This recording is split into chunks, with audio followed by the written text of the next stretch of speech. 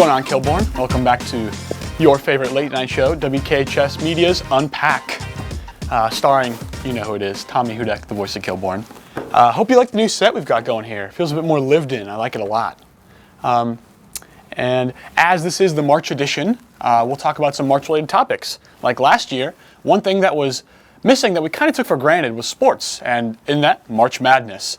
So we're going to talk to my co-host, Owen Chilcote, and see about some March Madness brackets. Take it away. I'm Owen Chilcote, and today we thought it would be fun to get people excited for March Madness. It's just around the corner, about to get started. So we went to the NCAA website, and we picked their bracket prediction. The official bracket isn't out at the time of filming, but we're doing the best we can, so we're going to get down to business.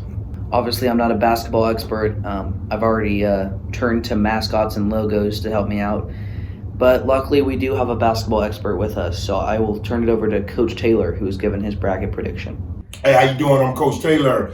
Today, I will be filling out the my prediction for the bracket for the March Madness. And I'm normally pretty good on this right here, so let's get started. And so with this, I got Gonzaga. They will be the number ones. I'm going to put my number ones down. Ohio State, the number one, advancing. We got Baylor advancing. And we got Michigan, that team up north, shall I say. You're not in the presence of just one basketball expert. My friend and yours, Mitchell, knows everything about basketball that there is to know. He sure knows how to have a good time. So we'll send it over to Mitchell. All right, so Owen asked me to fill out this March Madness bracket. I don't know anything about basketball. So, Oklahoma or Colgate. I thought Colgate was a toothpaste, so we're going to put that. All right, moving to Oklahoma and Colgate. Too bad, Colgate. Stay in the toothpaste aisle. Oklahoma advances. And we've got the Oklahoma mascot here, which is the Boomer and the Sooner.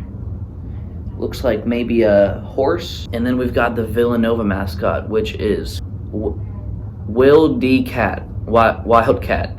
He's cool looking. He's a little scary. I'm going to go with Boomer and Sooner. So Oklahoma. Western Kentucky versus Purdue. I would take normally, and hear this out, a 5 seed always end up getting upset by a 12 seed. But not in this instance. I would take Purdue. Purdue got the bigs down there, so I think Purdue will advance on this. Kansas over Abilene Christian. I would take Arkansas. Arkansas is hot right now. Quick, just check the Prairie View mascot. Oh man. It's not much better. It's not promising. Missouri or Colgate. Colgate, dude, best toothpaste in the game. Now, Final Four. This is what we got. Ohio State, Gonzaga. I'll come to that in a minute. Let's go to Baylor and Villanova. This is going to be a primetime matchup. The ratings are going to be up. Two fast-paced teams. Baylor got too many horses, too many big men, too many players. I got Baylor. UCSB or Colgate. Colgate every time. Ohio State played great this entire season, but Gonzaga has played greater. So I got Gonzaga. Sorry, Buckeye Nation. Hey, Final Four is good enough for them, but I got Gonzaga. If it's with football, Ohio State, no question. But Gonzaga will make it to the dance. National championship. Guns or Colgate. You guessed it. It's going to be Colgate. Whitens your teeth. 9 out of 10 doctors recommend Colgate. 9 out of 10 people would not say Colgate is going to win the 2021 NCAA. In the final, I'm going to have a Big Ten showdown, Iowa-Michigan. With this game, the only way to truly measure who's going to win this one is by going to the mascots. Iowa, oh my goodness, Iowa's mascot, top 10 mascots in the nation. Herky Hawk. Herky the Hawk. Look at that. Look at Herky go. Michigan's mascot, on the other hand, is a live Wolverine in the cage named Biff. It's pretty cool that they have a live Wolverine, but no one, in my eyes, beats Herky the Hawk in the nation. For that reason, Iowa is going to win March Madness. I've got Iowa going all the way. That's it. It's too easy for Iowa. For my national championship game, as it said right now, number one, both of them are 1 and 2. Gonzaga the 1 seed, Baylor is the 2 seed. There would be no upset. It would be as predicted. Gonzaga will be cutting down the nets, baby. They are awesome with a capital A. So I got Gonzaga winning the national championship. And this is from Coach Taylor. This is my bracket, and it's going to be perfect. Thank you. Well, if you like this and you want to fill out your own bracket, they came out March 14th. They're super easy, super fun, and you should try it. Let's go, baby. Allow me to introduce our guest for the episode, Mr. Rocky Miller. How are we doing today? Good afternoon. How are you? I'm doing awesome. I'm good to good. be here with you. Thank you. Okay, so first and foremost, tell me a little bit about what you do here at Kilbourne. Well, I run in-school suspension, and on occasion when there aren't enough teachers, I do substitute teach. I've done that most of my career, 18 years at Groveport, and then I came up here for this is my 3rd year. I really enjoy it. It's something different every day. I enjoy working for Mr. Thomas and all the principals, and especially Mr. Souter. Yeah? All right, so you mentioned you didn't come from here. You came from Groveport. So tell me a little bit about how your time at that school and how they compare to here, you know, the environment there. Well, my wife worked at Groveport Madison for 25 years, and one day I went in to see her, and the principal said, "Have you ever thought about substitute teaching?" And I asked him what the requirements were, and he said a 4-year education. So I started back in 2000 at the grade school, and went from there all the way up to the high school, and I found my niche at the high school and helped with the golf team. I had 2 boys that went through school there, and I also helped Joe Rinkus with the basketball team. And then the last 4 or 5 years, I did security for the building, which was quite entertaining Yeah. at times. Very active. Unlike here, it's a little bit different atmosphere, but very nice. This place is great. With 1,200 kids in a school at one time at Groveport, it was quite crowded and, like I say, quite energetic. And but I love building relationships there. I still live there. I've lived there for 35 years. I really enjoy living there. But I like the atmosphere here a lot. Oh yeah, that's real nice. And you've been here for about 2 years now-ish. Yes. And we love you here. Can you you. tell us about some of your favorite memories here being a Wolf? Well, I would say probably the best one this year was the basketball team. Yeah, that was good. Those seniors really did a good job. Oh yeah. And I would say, working with Mr. Thomas, him and I have been friends for a long time, and it's quite a nice relationship. Meeting Mr. Nally, Mr. Peterson, Miss Backhurst, and but like I say, with Mr. Souter, knowing that I coached against him like 10 years ago when I was at Groveport, and we had some good battles and became good friends. Oh yeah. And then coming to work for him, it's quite an easy transition. And he's been very helpful. It's great to work with friends. Oh yeah. So you're pretty well known for your use of the word scrub. Some would consider you a scrubologist, you know? I would say so. How would you define that word? Well, it kind of come about last year when I was substitute teaching on my free periods.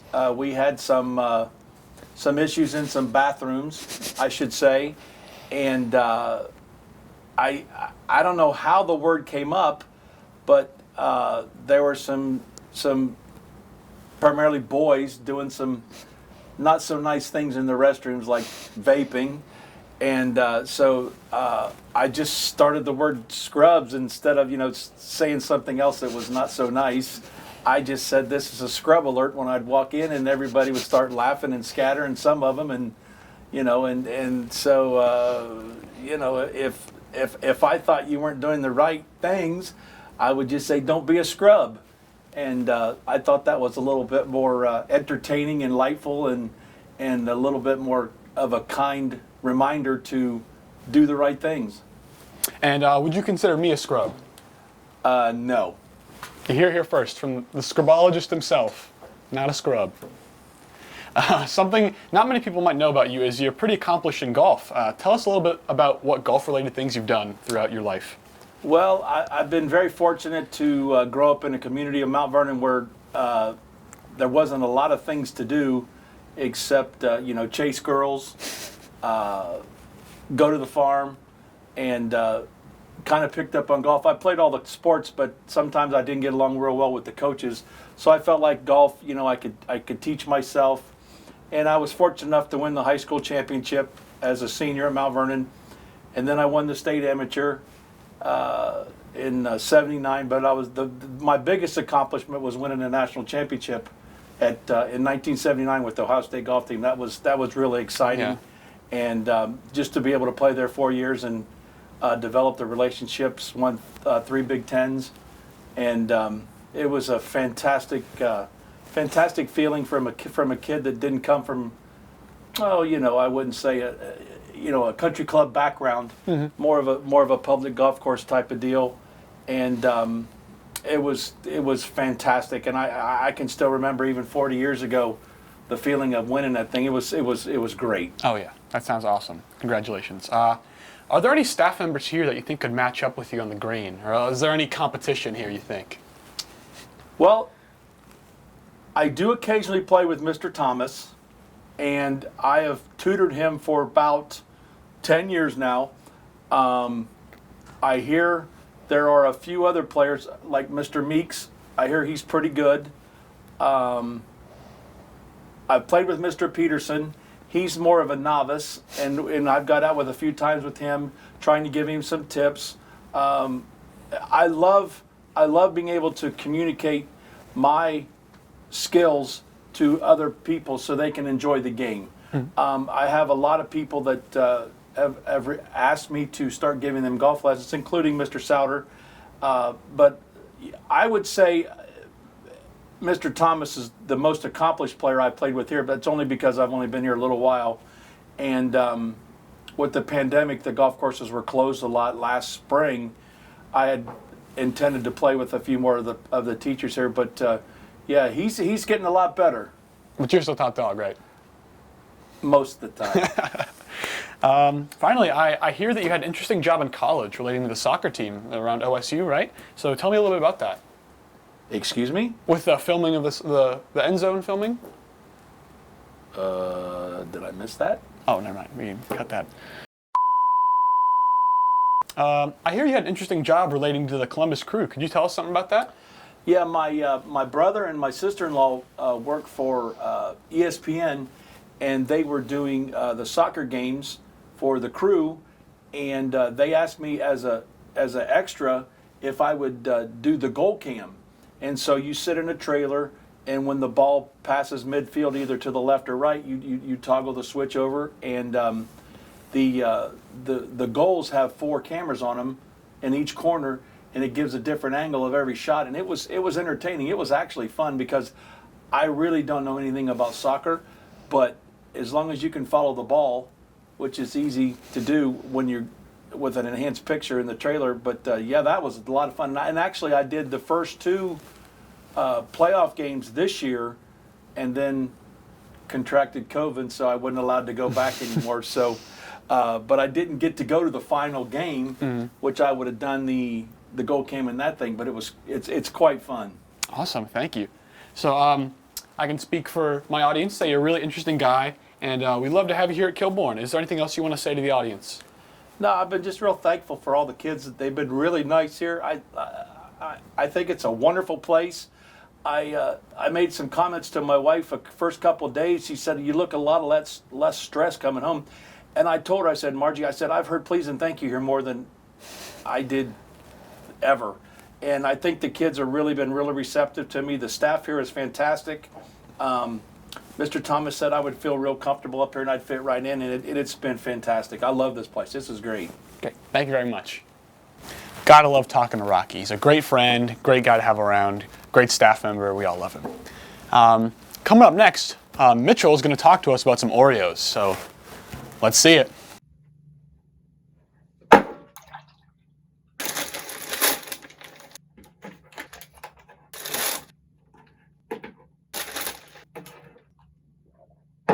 Hey.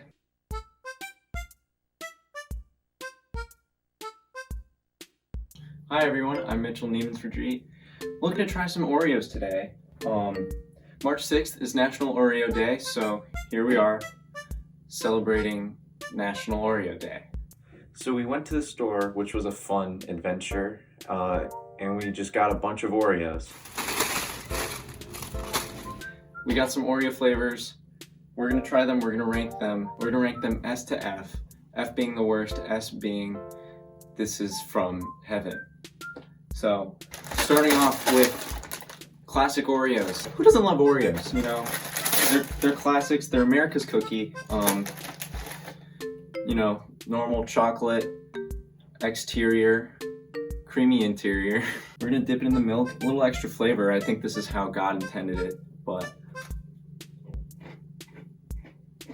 you can never go wrong with normal Oreos. Always made with real cocoa. No, it's great. I'm gonna put it in C tier for classic.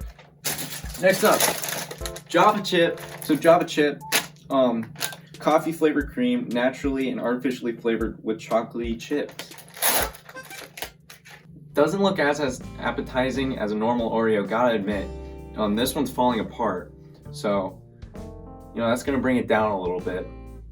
But let's just. I really like this. I like coffee flavored things. People don't like coffee. I don't know why. If you don't like coffee, get your life together. Java Chip, pretty good. Gonna rank it A tier. Just really good cookie. Birthday cake. I mean, still made with real cocoa, always. So that's a plus. That makes me feel a little bit more at home. Ew. There's little sprinkles and stuff in the birthday one. It smells disgusting too. Oh my god. So I think I'm gonna need a little bit of milk for this one. That is not good. This is like straight unicorn vomit, I think.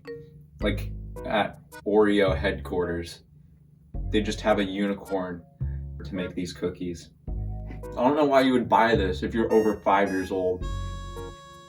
Bad cookie, D tier. Next up is caramel coconut. It looks pretty much almost identical to the Java Chip.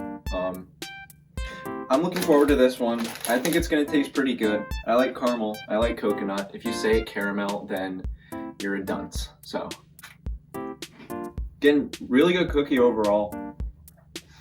I don't think it's as good as Java Chip for me personally, but you know, whatever. A tier, next cookie. So let's get this out of the way. I don't like carrot cookie. I think it's bad, it tastes bad, it's not good, I'm not Bugs Bunny. It's just very, very strong pumpkin spice. And this fell apart, but there's a hole in the cookie. Nice job, Oreo.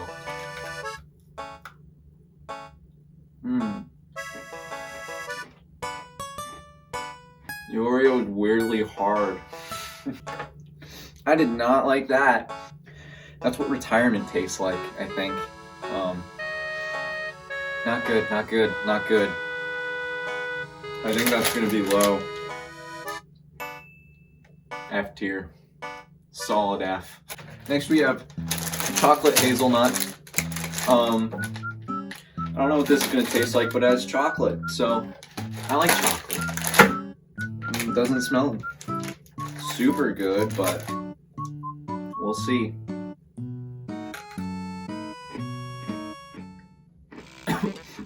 Oh my god! Dude!